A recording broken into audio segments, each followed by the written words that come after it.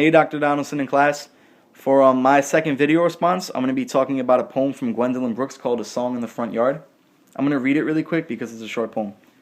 I stayed in the front yard all my life. I want to peek at the back, where it's rough and untended and hungry weed grows. A girl gets sick of a rose. I want to go in the backyard now and maybe down the alley to where the charity children play. I want a good time today. They do some wonderful things, they have some wonderful fun.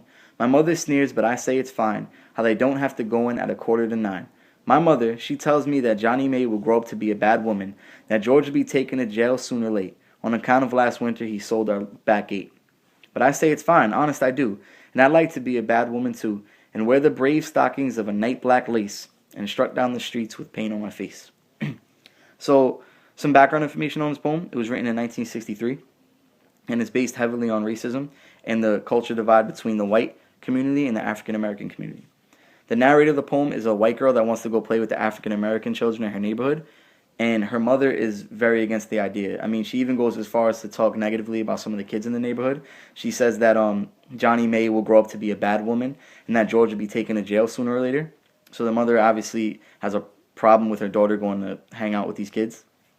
And I think the poem itself represents racism. If you read it over quickly, it's about being adventurous and experiencing the other side of life and stepping out of your comfort zone, which a lot of people don't do. A lot of people are afraid to step out of their comfort zone because it strays away from the normal.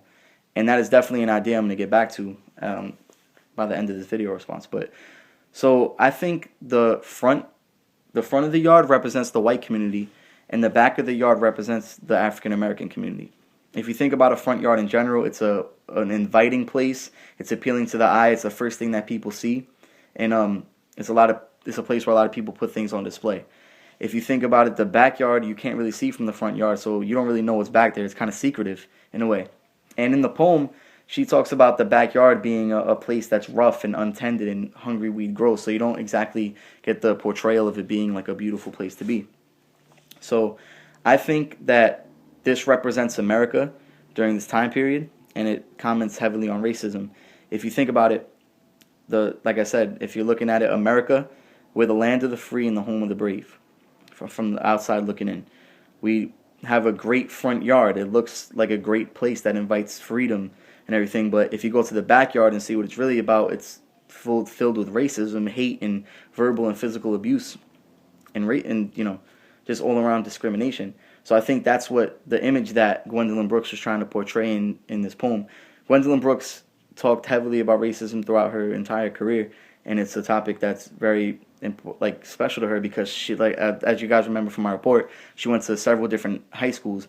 2 high schools were only for African American students, and 1 was integrated. And when she was in an integrated high school that was white and African American kids in the same place, she experienced a lot of racism. So I think this poem itself, with the white girl trying to go to the black community, it portrayed what it would be like to change what was considered as normal. Back then, it wasn't considered normal for the white girl to want to go play with the African American kids. That wasn't something that was normal to do, and you can even see that by the way her mother reacts to her wanting to go play.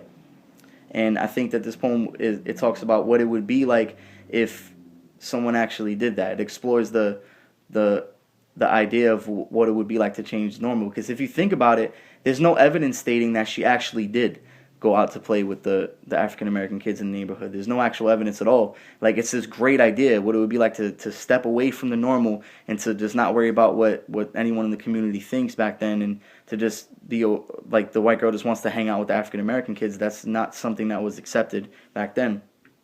So it's this grand idea, but she doesn't actually do it. And I know as a reader, when I was first time I read the poem, I was like, wow, that's a pretty cool concept. Is she going to do it? And then it just ends by saying that she wants to paint, to be a bad woman too. And that's kind of like, poking fun at what the mother said. She's like, that these kids are going to be bad. Well, she's like, yeah, well, I want to be a bad woman too, and I want to go hang out with them. And the whole poem, I think, like I said, it just represents racism. It represents the difference between the both communities. As I said before, the front yard is this clean place that everybody sees, and then the backyard is portrayed as a dirty place down the alley. So that's what I think that she was trying to portray in this poem. And I do think that it just represented America throughout. If anyone from during that time period. So if anyone agrees with me, let me know. If anyone disagrees with me, let me know. We can talk about it. I hope you guys enjoyed this. Later.